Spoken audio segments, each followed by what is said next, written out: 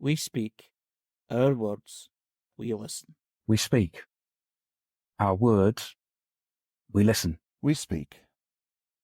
Our words, we listen. We speak. Our words, we listen. Here we are, live Spectrum Voices, every Sunday, 6 p.m. or 1 p.m. Eastern Standard Time in the United States. Normally Harry would introduce this programme, but Harry has important business for the union and he is away for a few days. I'm lucky enough to be the one that he's chosen to sit in and talk about the Facebook post that he provides for Autistic Radio Facebook page. Facebook Autistic Radio.com is our Facebook page, and it's nice because Harry's left us a first post from Awesome Charlie. Awesome Charlie says that one of the things she loves about her change of career direction is that after decades of feeling like too much or not enough, I can now spread my wings and take up space. I absolutely loved performing in the cabaret night at the Professional Speaking Association's Speaking Business Summit 2024. And there's a photograph of Awesome Charlie in a dress with a guitar, obviously enjoying herself. That's a bass guitar. Yes, you're right. It's a bass. It's not a lead. You're right. I think the thing that strikes me about this is it's against two of the stereotypes, isn't it? First of all, we've got an autistic person who's out there performing, and we're told that this is one of the things that autistic people stereotypically are unable to do, and Awesome Charlie is out there showing the whole range of autistic talent.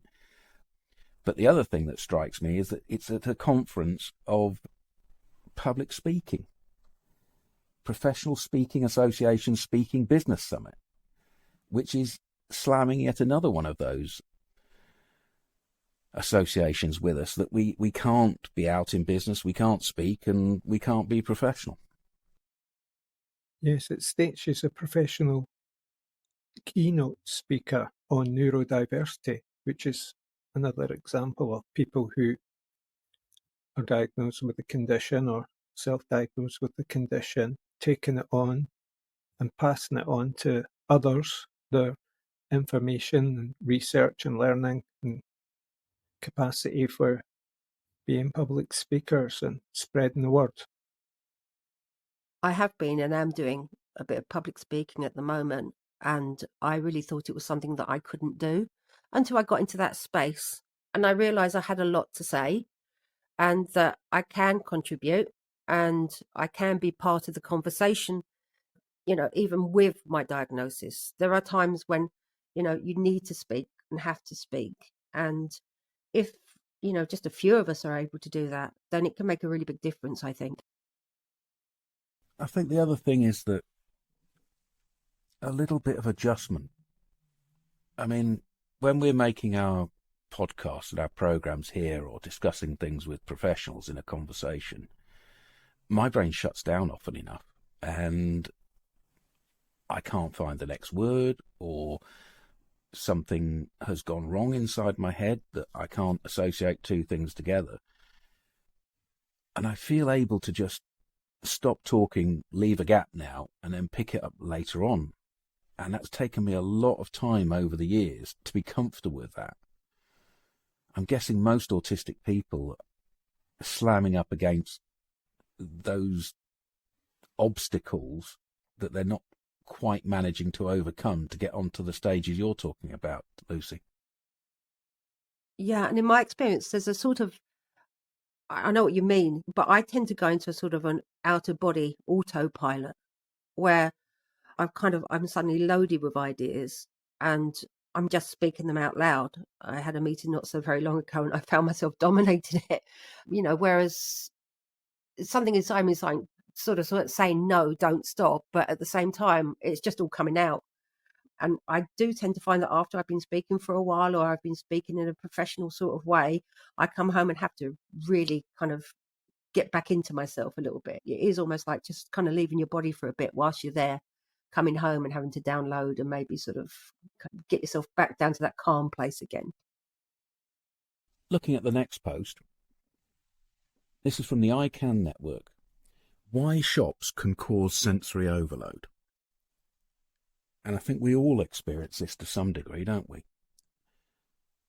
It's a bright picture with lots of words, so I'll read them out. Noisy trolleys and carts, shelves of very colourful products, checkouts bleeping, fast-moving escalators, bright strip lights, temperature changes, background music and tannoys, smelly food counters. Why shops can cause sensory overload. What would you add to this list, they ask? I would add the scents and smells in the household products section. That was always triggering for me. Choice itself, the amount of varieties they have of the same thing. It was when this hit me way before my diagnosis, and it was part of stress and anxiety and panic attacks. And, I honestly thought something was wrong with my brain. I went to get a scan and stuff because I was blaming it on the lights and an allergy I had to something. But now there's another narrative, from what might have been going on. I used to find it really uncomfortable in supermarkets. I mean, I still do, but when I was a little younger, I had, just for a very short time, an episode of having fits, almost like epileptic fits in supermarkets, because of the lights, because of the people, because of everything about it. But I had a couple of occasions where I did actually end up in hospital after just falling, because it was just too much, and I just go.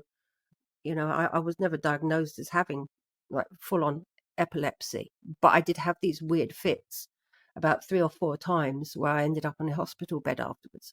And I know that's kind of like making this sound like a giant problem, but at the time I couldn't explain it, but I could only say that it's the sensory overload. Something did something to my brain. I really think it is a sensory overload. But for me, it's because there's so many different senses all at the same time. To some degree, I can deal with the perfume counters going through the airport, though they do make me retch. I can put something over my mouth and I can get through that area without throwing up. But in a supermarket, you've got the smells of the cheeses, within the noise, within the lighting, with all the people, everything's happening all at the same time. So even though some of those things aren't quite as strong as the perfume in the supermarket, the accumulation of all of them is a job to deal with. I have taken to going to the smallest supermarket, Lidl or Aldi, and I time my visit for 11 o'clock in the morning after the rush and before the school kids arrive for lunch, or 2 in the afternoon or 2:30 in the afternoon when the lunch has gone over and the kids haven't yet arrived. So I pick the quietest times in the supermarket. Inspired Mind, Harry's blog. Taking instructions. Some autistic minds feel it difficult to take verbal instructions, even if the instruction is relatively simple.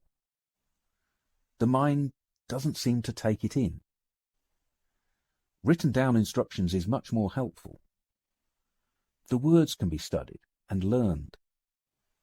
All about communication. The different ways that things can be communicated. If things can slow down a bit, this can be nurtured by others. Harry. Yeah, Harry's kind of making a statement here, and he's made it like poetry almost. I love the way these lines, like poetry. I write like that too. It's just little pieces, that one leads to the other and opens it all up, what you're thinking and feeling. And we have discussed many times the ability to follow instruction, especially in the workplace, and communication and slowing down. A thing I noticed this week, though, is when you slow down, everything gets insanely fast. I think it is poetry, Harry's blog. And somehow it also shows the way the autistic brain works. that thing you were saying about how the words are structured and how the thoughts follow from one to the next. A post from the Autistic teacher, somebody who we regularly follow here. Small talk. Definition. Small talk, polite conversation about unimportant or uncontroversial matters, especially as engaged in on social occasions. The focus for neurotypical people seems to be on polite and unimportant conversation in order to connect with somebody. Small talk. Polite conversation about unimportant or uncontroversial matters, especially as engaged in on social occasions. This is all wrong for a neurodivergent person. Why would you talk about things that are unimportant? Neurodivergent people are more about the content. We like things to mean what they say and say what they mean, to have purpose. Small talk. Polite conversation about unimportant or uncontroversial matters, especially as engaged in on social occasions. Well, small talk has value in society. I think as autistic people, we often say, oh, well, we hate small talk and small talk has no use. But it does. And it's a way for human beings to kind of commune with each other, connect with each other in ways that might even be uncomfortable for us. So when we make up small talk scripts, we might not actually be doing the thing that small talk is there for. We might not actually be making those tiny non-verbal connections and those steps towards community that small talk is all about. If what we do is we go through the motions of small talk and have a pretend small talk based on scripts, we might be missing the value of small talk.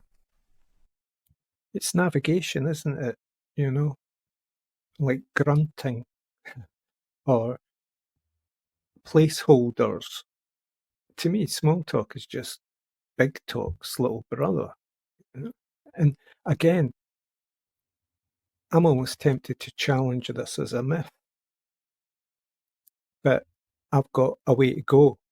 So I'm staying open-minded about how people relate and say things and what they're thinking about small talk specifically. I think they've got something in their mind that is not what they're referring to here. What they're referring to here is just unimportant and uncontroversial matters. Well, what's wrong with that? That's just natural. But I think it's like when it's a way almost of avoiding communication, then that does trigger some people, I think. I get the point about how, I mean, most of my life I've kind of tried to avoid small talk and make it into big talk. As soon as people start the social chit-chat, I try to move the conversation onto something as interesting as possible. And in most circumstances, people are happy to move to a more serious conversation. And some people stay in the small talk zone. But the other thing is that it all takes effort. All talking takes effort. All communicating takes effort. And small talk takes just as much effort.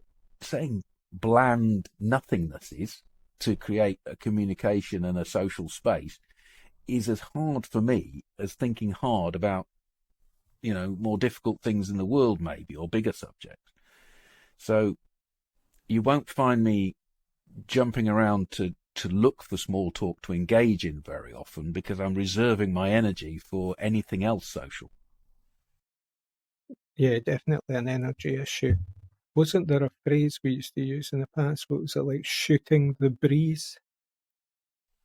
Yeah, shooting the breeze might actually be passing on information. You know, the farmers around here talking about what the prices were of the stock at the local auction, and that's shooting the breeze, isn't it? It is passing on information, and it's useful. But there's something specific about small talk, which is placeholdering a social situation, like if you're at a wedding or if you're standing in a queue outside something, and you've got the choice there to make the social step to fit the situation or not.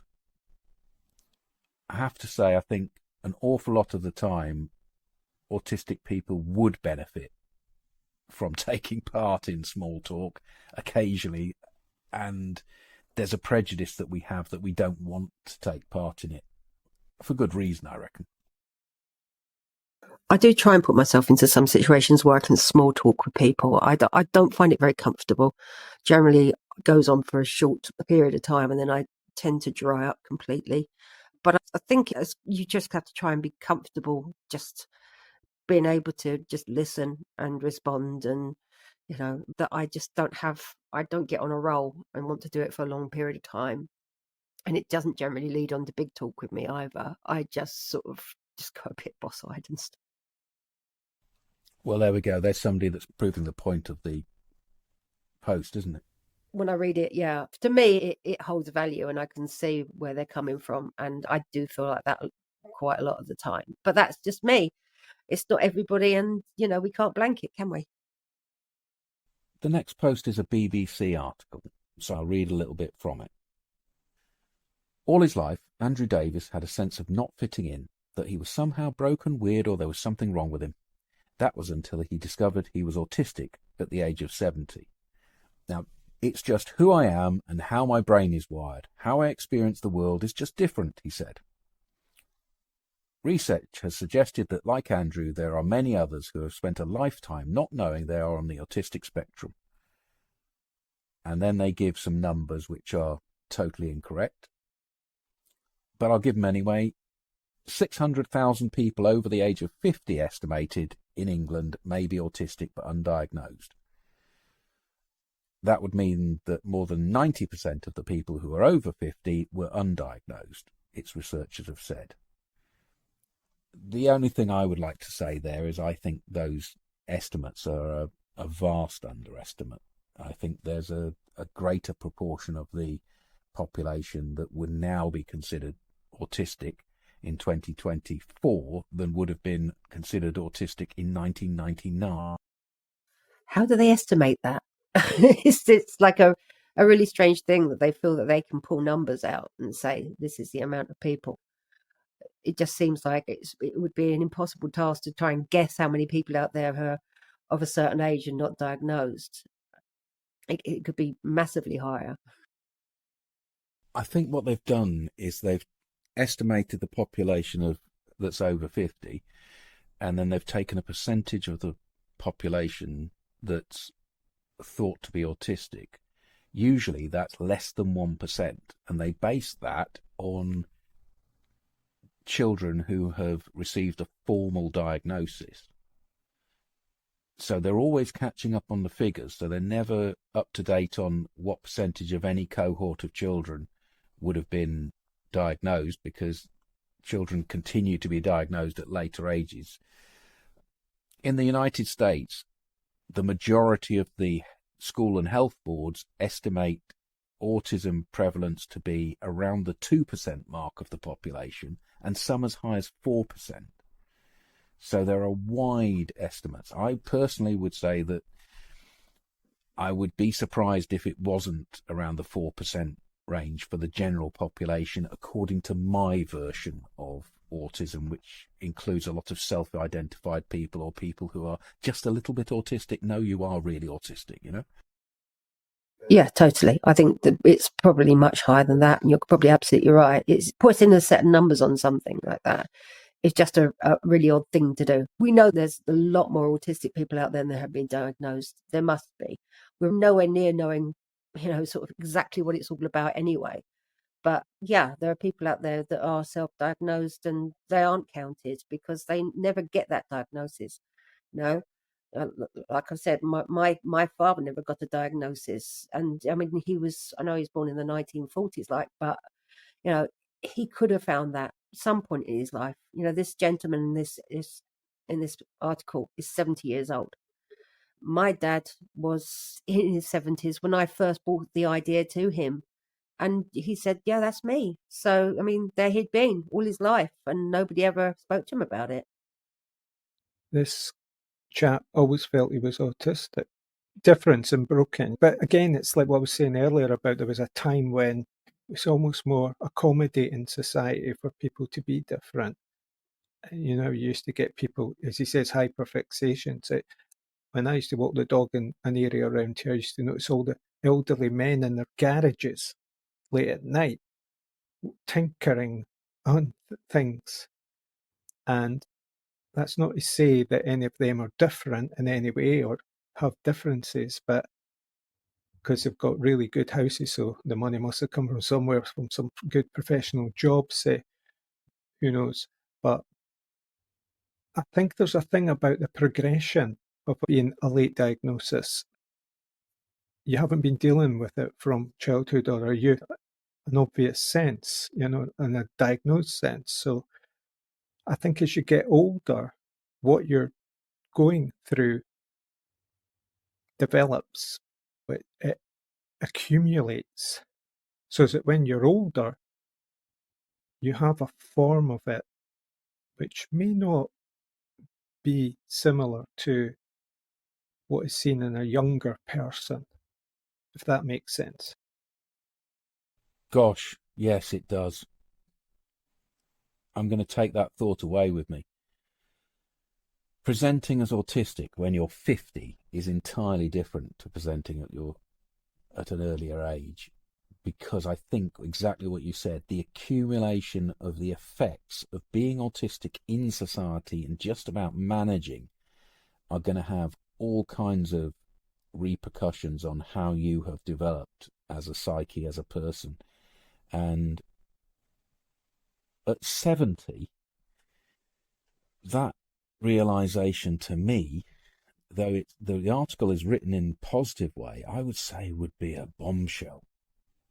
I know how disruptive realizing my own neurodiversity in my 50s was, supported as I am, and my experience of other people talking about their diagnosis as a later adult, it was so destabilizing that it was almost better for that process, because it was unsupported, to have not started, for them not to have known, almost like a poisoned chalice without support. I feel as though I've been set a task here by Harry in the next post. It's a post with types of declaratives, something to do with the way you use words. It's suggesting that we use declarative language to reduce task performance anxiety.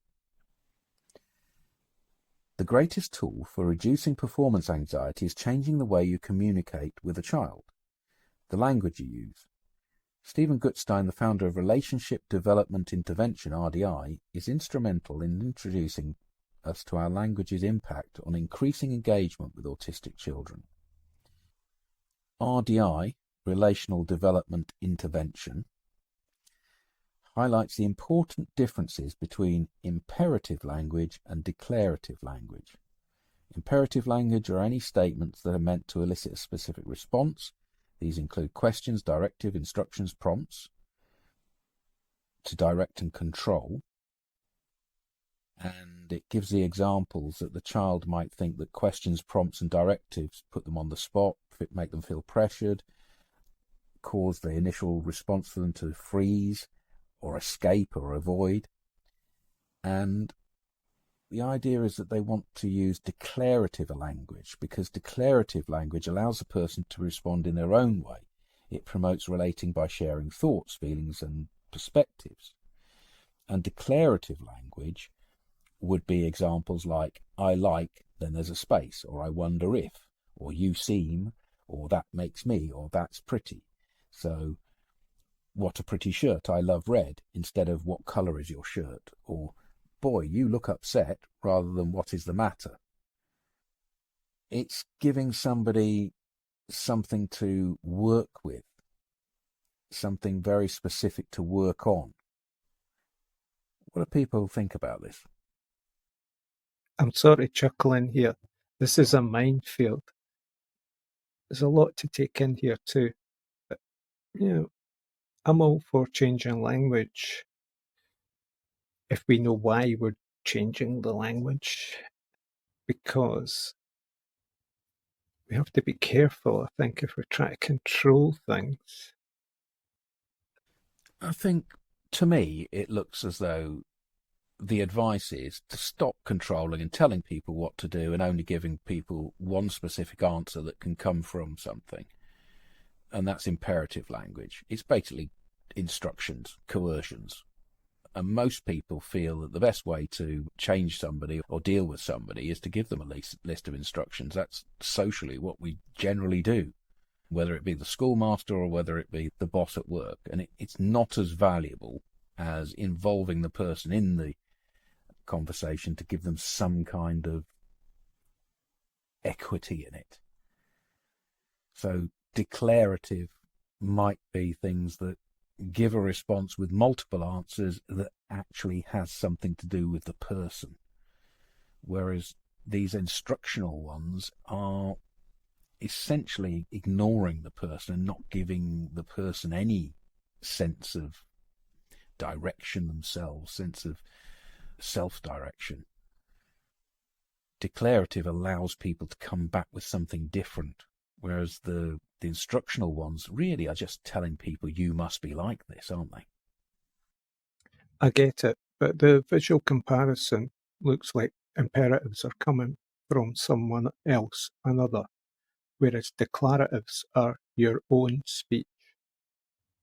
But I can see that if people use declarative inquiry to ask you something in an open way, it creates an open space for you to explore rather than to choose, say, affirm or deny in the imperative sense. I have my own version of this where I use subjunctive and indicative. Indicative is where things are pointed out, whereas subjunctive looks at the possibility. So you don't say what something is, you say what could it be. It's kind of giving somebody a line into a conversation as well. So it kind of, instead of being a question answer, it becomes more of a conversation and allows them to be able to talk through how, what they feel and think. The next post is from Autistic Not Weird. Chris Bonello, autistic author, somebody that we share a lot of, author of the Underdog series, What Do You Love Most About Life, and Alfie Smith, the Speed Cuber. I used to tell myself if it happened before the beard, it doesn't count. It was my way of letting go of the shame and low self-esteem associated with my 20s. But I think I'm being unfair to myself. As funny as it is to say, if it happened before the beard, it doesn't count, I don't think it's valid. I may have been a depressed and anxious mess in my pre-beard days in my 20s, but it was that guy that fought through it. It was the beardless guy who battled against employment systems built without him in mind, and against a brain that was as obsessed with his shortcomings as he believed the rest of his world to be. By the time 2016 came around, the most difficult parts of the fighting had been done. So the guy with the beard may be happier and more successful, but he's essentially reaping the benefits of the beardless guy's bravery and resilience in his 20s. I get what he's saying. I think he's saying, don't dismiss your younger self, because now, with hindsight, you can see that person struggling because that person's struggle was necessary for you to get to where you are. Yeah, agreed. I mean, as I was hearing that, I wrote down, why be unfair to yourself when others are perfectly able to do that for you? But because we can be quite negative to ourselves, and I think that's partly conditioned, yeah, probably due to depression, say. There are two things that I say regularly, and the first thing after diagnosis or self-realization is slow down, because there's a lot to take in and there's a lot of stuff you have to choose between so that you don't just take the whole lot of somebody's ideology hook, line and sinker. And the second thing is be kind to yourself. Don't with this information suddenly start beating yourself up with it, realize that this is now a release for you to get some calm. It's not something to beat yourself up with. It's something to be kind to yourself with, give yourself some space with your autism understanding. So I take from what he's saying there is that, yes, we can look back on our struggles, but we shouldn't condemn ourselves for them. We should contextualize them and then use that context now to find a better, useful space and use it positively. We are often pushed towards using things negatively. Dogs for Autism. We are looking for volunteers. Join the Dogs for Autism family. Ever thought about giving back in a way that truly changes lives? Here's your chance. We're looking for big-hearted volunteers who want to make a real impact, whether it's assisting our admin team, transporting one of our amazing assistance dogs, hosting a fundraising event, or even being a temporary foster home to a gorgeous pup in training. You'll be part of the Dogs for Autism family, meeting wonderful people, working with our incredible dogs, and creating lasting change. Every role, no matter how big or small, makes a huge difference. Ready to be part of something special? Reach out and let's make magic happen together.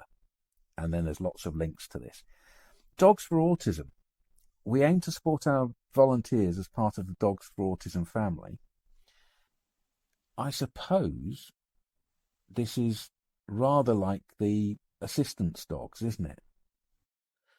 Yeah, it's very much. I think Raymond and I are both have our own dogs, and so we've got experience in how they can help and help shape your world. And so this is actually something that I'm really enthusiastic about, the idea of this, sort of finding sort of homes for these dogs where they're going to be really, really treasured, like mine is.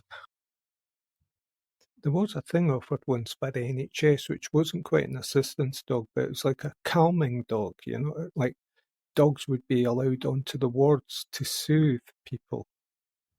My husband takes our dog to care homes, actually, because she's just a sweetheart and she's very, very nice, and she's got no harm in her. So he takes her to care homes, and they love her, and that they all want her to come back and return, because it's just having that interaction with this creature that just really has no judgment. And so yeah, it is like, so it is a lovely calming influence.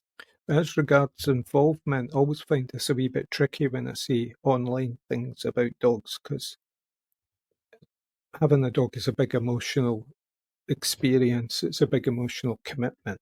And I've often contemplated the idea of fostering or looking after other people's dogs, but I don't think I could now. It's tricky. It's a one-on-one thing for me. But there are people out there who, when they have that gap in their lives, want to go out and contribute. So they will go out and work with dogs. It might be something I would consider later in life when I can't really handle having my own pup. As long as I know that I'm part of a journey, something else. So if I'm looking after a puppy and then they're going to be passed on to somebody who's really going to get the benefit of my input as well, then that's not such a bad thing. If I can't, really physically do the job of being a dog parent for a long period of time, I think that's something I would consider. The next post is about dyspraxia. Autism Oxford UK, they often have useful stuff. Dyspraxia, also known as developmental coordination disorder, affects movement coordination and planning skills. It's often linked with other neurodivergences such as autism and ADHD, and can be diagnosed from age 5 and into adulthood. Signs of dyspraxia include balance and movement challenges, learning and memory difficulties, extra effort and concentration for daily tasks like dressing or cooking, trouble with fine motor skills, handling small objects, emotional regulation challenges, executive function needs such as time management, planning and organisation. Is everybody okay with this description? I wouldn't say okay. I'm just taking it in. I've always thought of dyspraxia as a term that's specific to movement. I would associate it with tripping over things, stumbling, not being able to catch balls easily, coordination generally. But what they appear to have done is taken that and then added on a whole group of other things that might be associated, but they're basically just signs of neurodivergence, and they're also in a medical format again, using emotional regulation challenges, executive functioning, a completely made-up word, time management, planning and organisational. They seem to be bringing in things that aren't associated essentially with dyspraxia. They're saying dyspraxia exists in people who are neurodivergent often, and then they're describing their version of what they think are labels that go with neurodivergence. All overall, I'm just not happy with the way that comes across. I can't explain it. No, I see what you're saying, but I'm looking at those additional terms, and they might be the results of core dyspraxia. But what I was thinking about when you began this one was I'd been looking into EDS this week, and a lot of these things correspond with that, which is a different thing, I think. But because of EDS, it can kind of result in a lot of these later physical issues, which then are also neurological as well, I think. From the Autism Spectrum Disorder community page, Rory has written, "The hardest part of a late diagnosis for autism is that I realised that my whole life I've been living for other people's expectations. It's hard to explain what discovering this feels like. But imagine you'd spent your whole life forced into pretending you were someone else." And somebody's written, "My late self-diagnosis was a life-changing event. I still mask, but not all the time, as I used to. In other words, I have been more myself since I learned I was on the spectrum." Well, that really hits home, living for other people's expectations. So you discover it, yeah, that feels the way it feels, and then you look back, and so they have been more themselves since they learned this. Yeah, I can identify with that.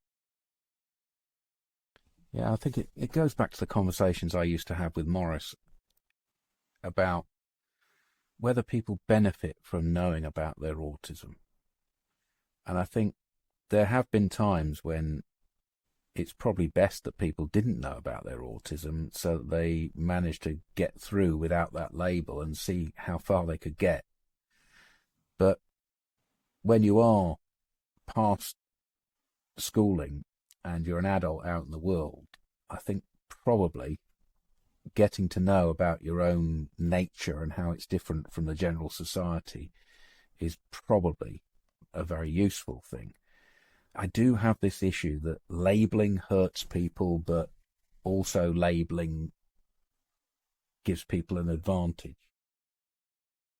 Yeah, maybe we could open it up a wee bit by asking, is it purely a result of a late diagnosis for autism that a person can feel they've been living their life for other people's expectations, or can anyone have been brought up to live like that? I sometimes try to broaden it out and not think I'm a particular case because of a diagnosis, yeah. There's this concept of people pleasing, isn't there? And autistic people realise that they may have been accommodating everyone else and people pleasing to fit in and to mask, and they want to escape that a bit because that's something that they've ground themselves into as a way of getting past in society. So there can be enormous challenges about being your autistic self if you decide to embrace your autism and make it a bit more public.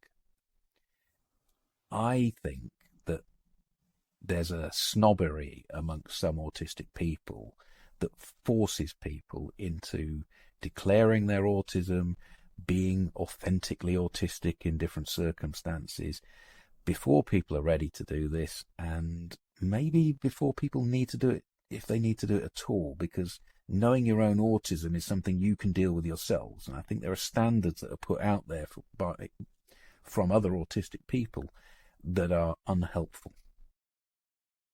The next post is quite a sad one. It's from Diversity Doodles. And it's a picture of somebody who is at school at a desk. They're marked up as autistic because of their T-shirt with the infinity sign on it. And it says, "You say I'm fine at school. I say I'm fine at school because I don't want you to see." And then under the desk, there's a box of anxiety, a box of difficult concentrating, a box of emotional regulation, a box of struggling to maintain focus, a box of remembering social cues, and a box of professionalism, loneliness, and sensory overload. And I think I can reach back to my childhood days and I can feel exactly the same, coming home from school and saying I'm fine, when really I was hiding that nothing was going to make me fine, but I just knew my parents weren't going to be able to do anything about it.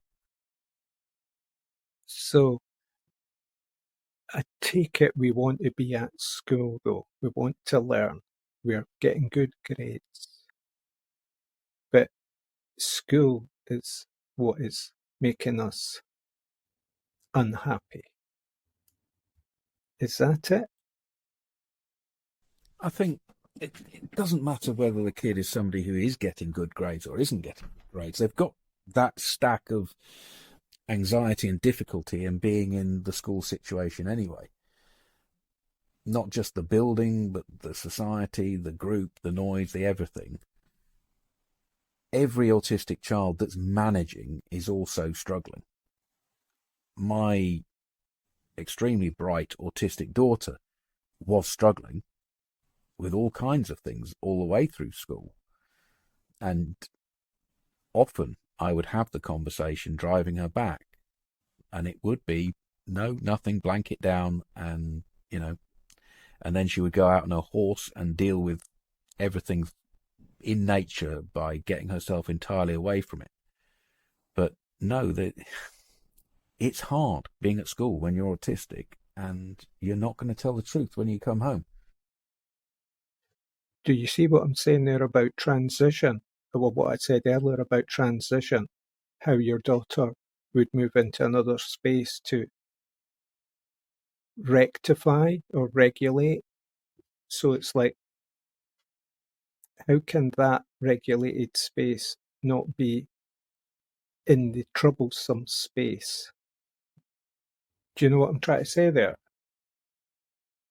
Well, in the 444, in the drop-in, we had a conversation. You were talking about moving from one situation to another, whether it was moving from one emotion to another or one thought process to another, and it kind of had a sense of avoidance about it and compartmentalization about it.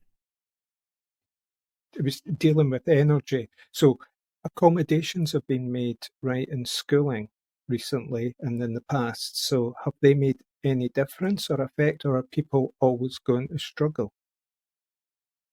I think there are always going to be challenges for autistic people, whatever their intelligence and whatever their application to the conventional schooling system. And lots of very simple things could be done that would improve the lot of a wide range of people, including autistic people, to do with the spaces that they're in and the noises and the routines. And yet there's a situation that feels better. You go and ride the horse, you get into nature. Are these just compensations, or can we merge them? I think it's unlikely that most schools are going to be able to merge them. I think those kind of things used to exist when there were after-school activities and music and sport and all these other things that allowed people to self-regulate. But I think, honestly, it's become tougher. the schooling system now and the way it's working and the way it's been organised in the last 20 years for the various kinds of exams, it's become tougher for autistic people, not easier. Yeah, it's a more high production consumer society now. Well, yeah, I mean, like you were saying earlier, old guys used to have a certain fit in. They found a place where they could fit in society. And schools used to be that big and that ranging that you could find a niche within the school. But those niches, those odd places, have all been pretty much stripped away from schools now in the terms of efficiency. So what they had that people didn't value or understand have been lost. But the point of the post is that, yes, that kid is always going to be dealing with a hell of a lot of stuff, and it's going to be hiding it from you. And you're going to have to find ways to support your child which don't confront that, I reckon. Yeah, emotional intelligence, emotional communication. Well, I thank all the people who have put out those posts and continue to work on the internet to make something for us to discuss here, to change the society in which autistic people live. Thank you to Harry to collecting the best of them together here on the Autistic Radio Facebook page. And thank you to everybody who's taken part today. Thank you to Lucy. Thank you to yourself, Raymond. We'll be back the same time every Sunday, reliably. 6 p.m. live, 1 p.m. in the United States. Spectrum Voices Conversation from autisticradio.com. We speak. Our words, we listen. Here we speak a little bit about what we're doing here at Autistic Radio.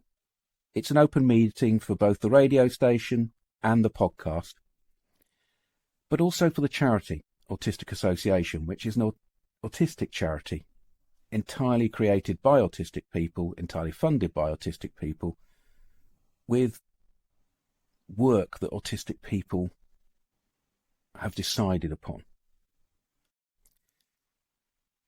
It takes a little time to communicate when you're autistic, and Autistic Radio is all about communication. We make live broadcasts for our own purposes, to take away some of the loneliness of autism, but also to have conversations with the professionals.